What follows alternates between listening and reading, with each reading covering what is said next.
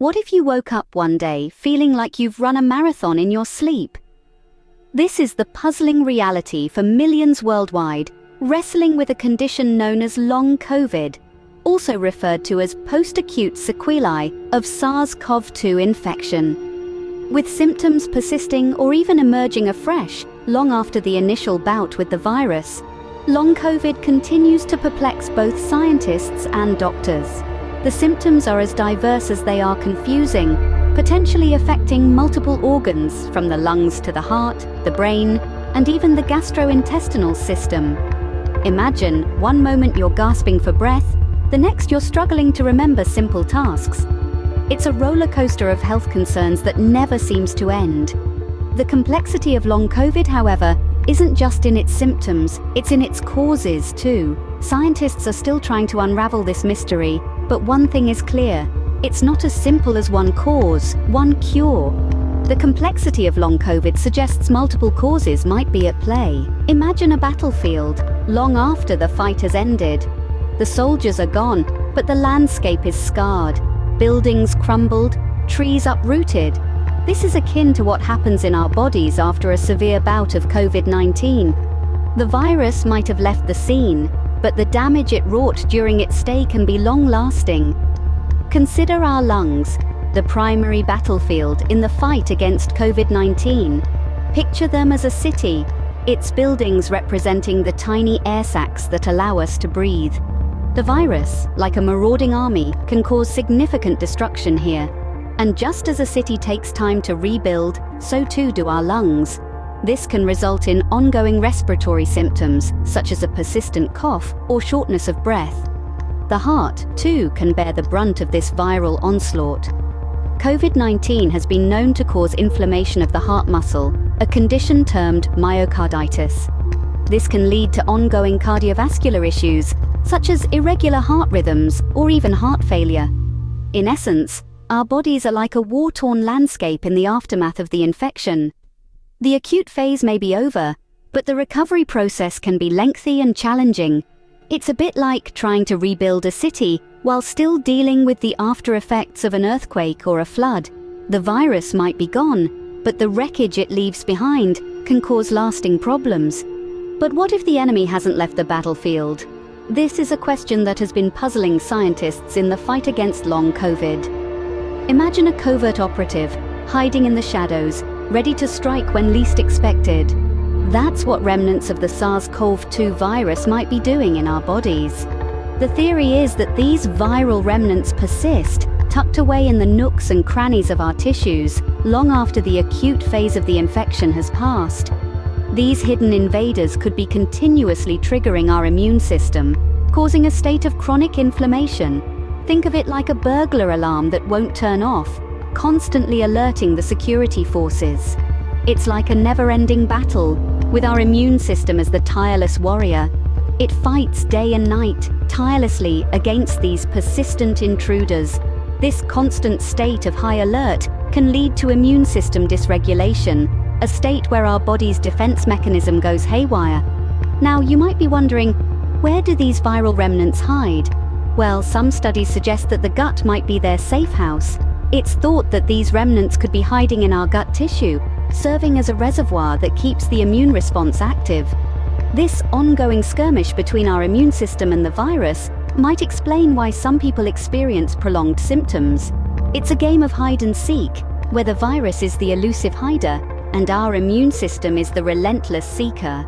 The virus might be playing a game of hide and seek with our immune system, causing ongoing symptoms. Sometimes the problem isn't just the invader, but also the guests it wakes up.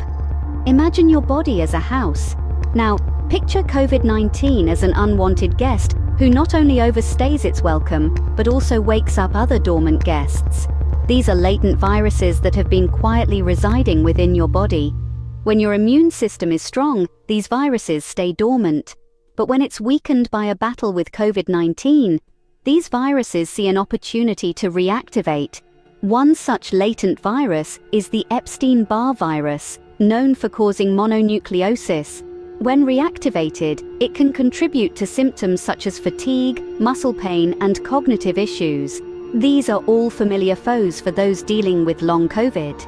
So in the grand scheme of things, it seems that COVID-19 might not be the only villain in this story. It also sets the stage for other actors to play their part.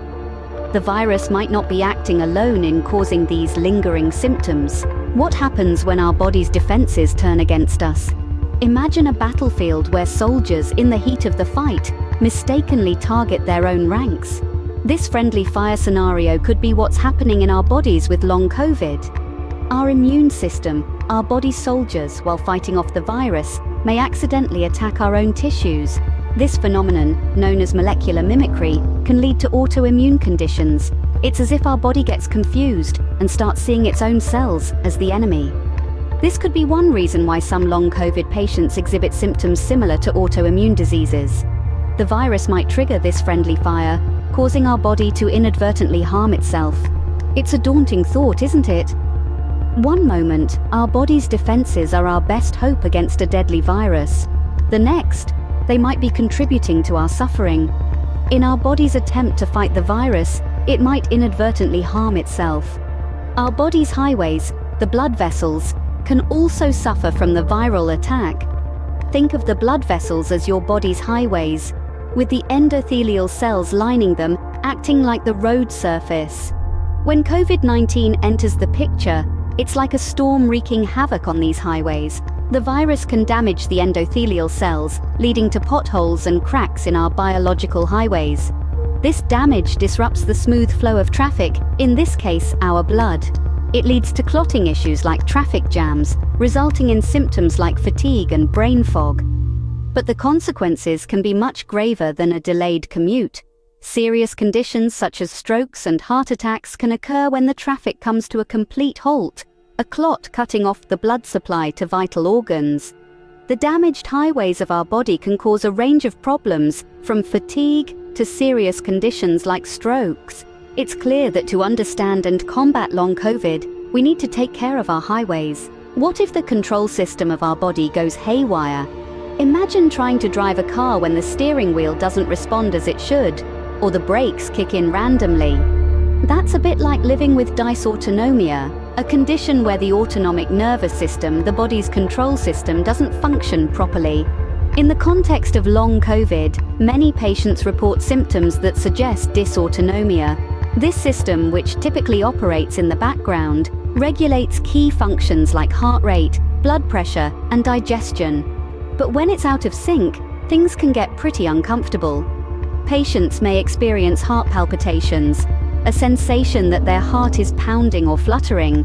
They might feel dizzy when standing up, or have digestive issues. For some, the symptoms are so severe that they interfere with daily life. Interestingly, there's a noticeable overlap between long COVID and a specific form of dysautonomia known as postural orthostatic tachycardia syndrome, or POTS for short. People with POTS experience a rapid increase in heart rate upon standing, along with a host of other symptoms. So is it possible that the virus that causes COVID-19 can trigger dysautonomia or conditions like POTS?